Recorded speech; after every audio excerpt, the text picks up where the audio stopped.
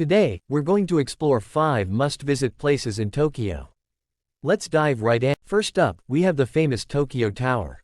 This tower stands at 333 meters tall and is a symbol of Tokyo.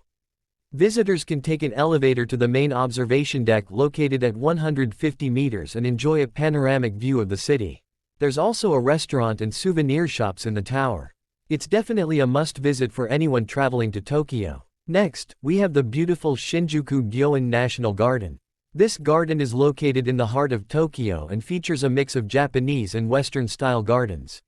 Visitors can stroll around and enjoy the seasonal flowers and trees, as well as the traditional tea house located in the garden. It's a perfect place to relax and escape from the busy city. Third on our list is the bustling Tsukiji Fish Market. This market is one of the largest wholesale fish markets in the world and is famous for its tuna auctions. Visitors can also enjoy fresh seafood at the many restaurants in the market or buy some souvenirs to take home.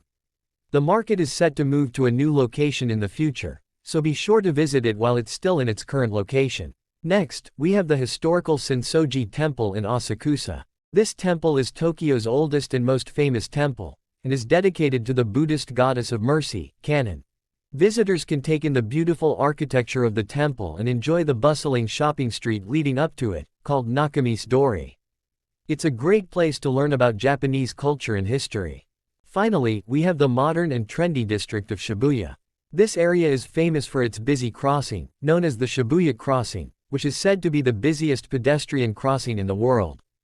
Visitors can also check out the many shops, cafes, and restaurants in the area, as well as the famous Hachiko Statue located outside Shibuya Station. It's a must-visit for anyone looking for a taste of Tokyo's modern culture. That's it for our 5 must-visit places in Tokyo.